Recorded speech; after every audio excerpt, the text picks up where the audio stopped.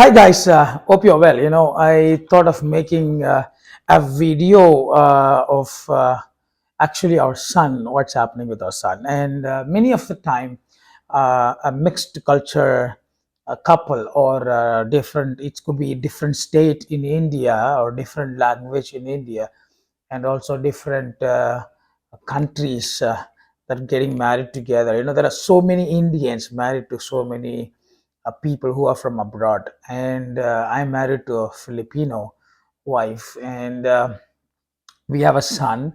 He's 5 years old. You all know he's Levi.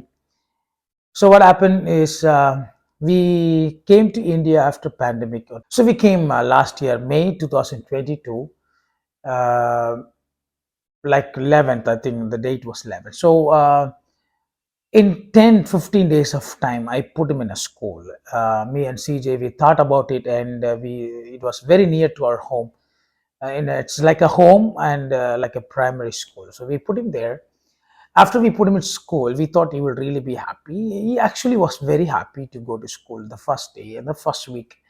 What happened is we left him one day. I told my wife, the Indian way, and I told, let's not go. We told him we'll go, but we did not go.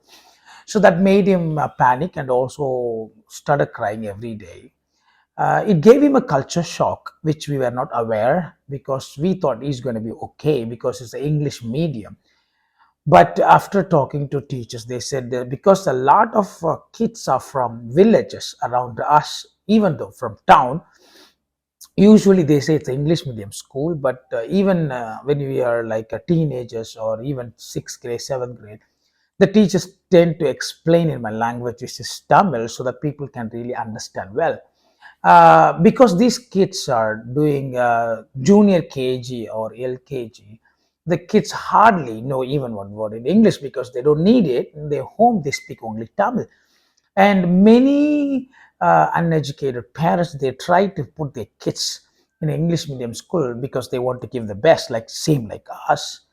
And so the students, they don't really know English, and I wouldn't want my kid to speak English when my mother tongue is Tamil, actually. So even now, Levi knows English and also a little bit of Tagalog to speak, their Philippines language to speak, but he knows very, very little, 2, 3 words, or probably 5, 10 words in Tamil, and that pains me. But yeah, I would really love him to speak Tamil and also have a conversation with him in Tamil, and because I'm a preacher, and also I would want him to preach in Tamil, even though our basic language is English now in our family.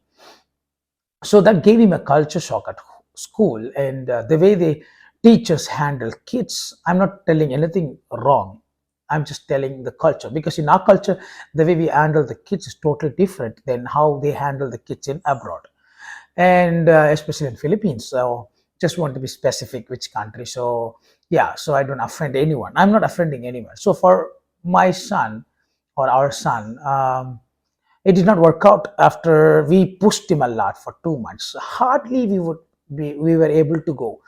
My son had problems, like our son had problems with teachers beating kids, teachers scolding kids. They're not talking in love or sharing with love, all those things. So we talked to one of our family friend. She's more like a mom to us. So what she said, um, many of the times her own kids wanted to be in a homeschool, but she didn't put it because she was at work. But she said it would be nice for Levi to have a homeschooling, because uh, he also finishes his job, like writing job, whatever the teachers are giving, in very few minutes compared to other kids. And then he's running to kids and then asking for more tasks to do, and the teachers don't know what to do. So the teachers, we saw them ignoring him, because he's also talking in only English. He doesn't know Tamil, and the teachers also have other kids to take care. So it was really hard for Levi. So he's just sitting for like many minutes or hours, even though in Indian culture, especially my parents and also CJ's parents, even though they're from Philippines, they really want the kids to go to school. They don't want really kids to actually study like homeschool and all, because it doesn't feel like school for them. At the same time, even my parents, they don't like the fact that he's not going to school. So even though we tell them they're doing homeschool, for them it doesn't look like it's school. So they said you won't have friends. It will be nice to go to school and all the stuff. But for Levi, he was sitting quiet for a long time, and I was very scared because, and especially CJ was very much concerned that he might become introvert. And Levi is actually very extrovert. He talks a lot. He is very outgoing, but slowly he became introvert. He stops talking. He stopped sharing what he feels. So we were really scared. So we stopped sending him to school. And this year, I came across so many schools of homeschoolings and quite expensive, very expensive. And I found one school, actually CJ found the school, and also I found out, and I kept that school in my notes if it will work last year. And that CJ found the same school. I said, okay, maybe we can try. Then I inquired. They said that their price of the fees was very reasonable, and also the communication skills was so good.